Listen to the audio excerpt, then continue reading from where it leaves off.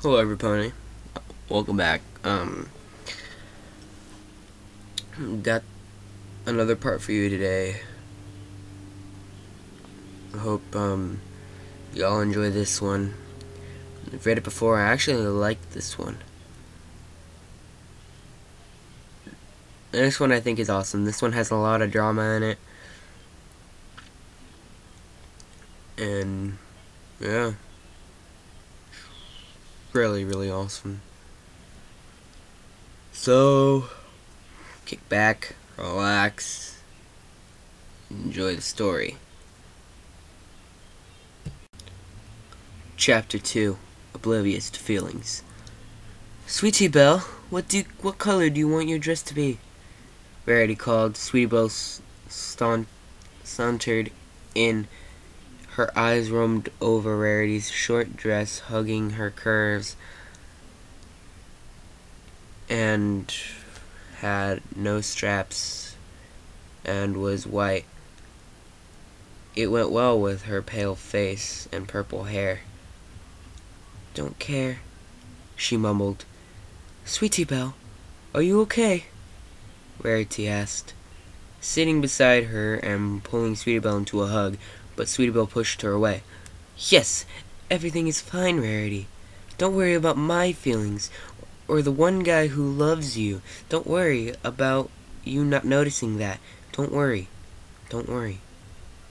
Sweetie Belle snapped before turning sharply and out the house.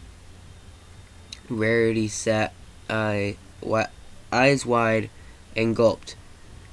What was that about? She breathed. Suddenly, a familiar face popped around the door. Pinky's pink hair bobbled up and down as she giggled. Hey, Rarity, could you make me a dress for the gala? Of course, I was going to anyway, Rarity said, still a little shocked about what Sweetie Belle had just said. And then Pinky asked the question she always asked. Could it be pink? She giggled. Rarity nodded and laughed. Sweets? Rarity suggested. And streamers! Streamers? Rarity asked uncertainly. Whose dress is this? Pinky asked, raising an eyebrow. Rarity laughed and nodded. She got up and pulled out one of her dolls. She grabbed pink material and wrapped it around the body of the doll. Get me the sweets you want, Pinky, Rarity said. Pinkie Pie giggled and nodded, racing out of the house. Rarity laughed and then went to Pinkie Pie's extreme condition party drawer. Pinky kept one in every house just in case she took out the streamers to decorate the neckline, waistline, and the rim of the dress with it. Rainbow Dash ran. 6-foot tall boy. The 6-foot tall boy came into view. He was staring wide-eyed at her. As she got closer and closer to him, she concentrated on her feet. She concentrated on feeling underneath them. She concentrated on how it would feel to jump over as high as the boy. Rainbow Dash jumped and flipped over the boy. As she landed in a crouch and grinned. Yes! She laughed. The boy turned and stared at her. He was more of a man than a boy. Now, I say, that was a jump. Dr. Who's, nice to meet you, he said, sticking out a hand. Rainbow Dash jumped up and shook it. Hi, my name is Rainbow Dash, but you can call me Dashy. She smiled and suddenly felt awkward standing in front of a doctor wearing nothing but blue shorts and a blue tank with a rainbow-colored lightning bolt on it to match her tattoo. She was also wearing knee-length blue Converse, but most of her long tan legs were showing, and her breasts were nearly popping out of her top. Suddenly, a blonde-haired woman came jumping up. "Hi, my name's Derpy," she stuttered, flashing a crooked grin at Rainbow Dash. Yes, this is my wife, Derpy Hooves." Dr. Hooves smiled. She took her hand from his and smiled at Derpy. "I've seen you before, haven't I?" she asked. Derpy nodded. "Yup, I work with you." "Ah, you're the one who got fired and keeps on showing up." Dashy laughed, Derpy laughed too, and a young girl came running up. "And this is our daughter, Dinky Hooves," Doctor said. Dashy grinned at her. "Hi, Dinky." She smiled. Dinky giggled. Suddenly a far voice filled Rainbow Dash's ears. "Dashy! Dashy!" a young girl shouted. She turned and grinned as Sweetie Belle came running towards her. Normally the young girl would be grinning, but her face was serious. Rainbow Dash picked her up and sat her on her hip. "What's wrong, youngin'?" she asked. She waved goodbye to the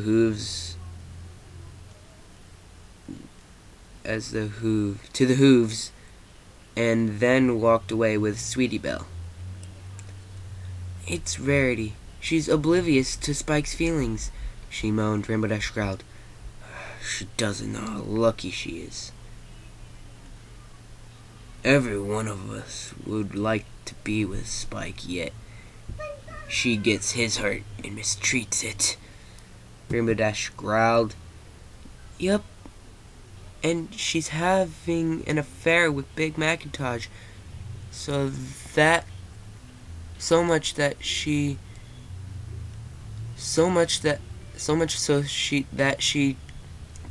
taking him to the Grand Gala instead of me. Twilight's taking me," Sweetie Belle said. Rainbow Dash hugged Sweetie Belle tightly. "Don't worry, she'll get over Big Macintosh. Remember my affair with BM?" Rainbow Dash asked. Sweetie Belle nodded. "Well, he's intriguing. He never says anything except yup and nope.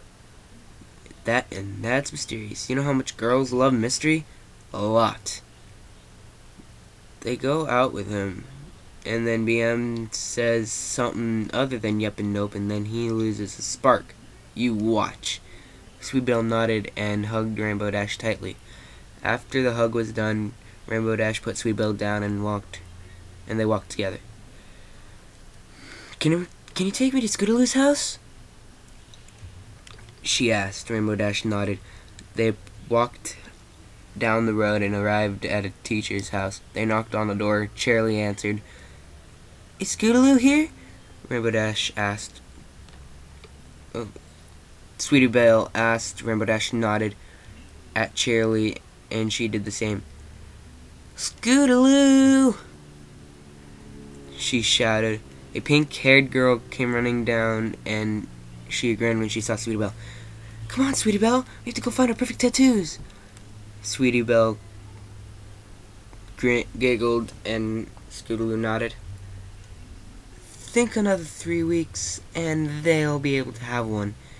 Charlie drifted off as Scootaloo and Sweetie Belle ran off. Well, that's it. Chapter 2 is done, right on the schedule.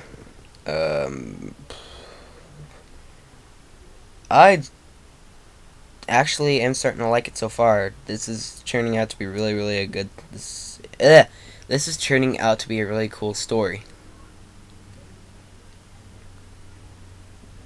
So yeah. Other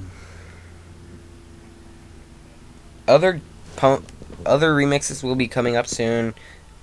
And my pony story videos will also come up soon also. So just watch out for those.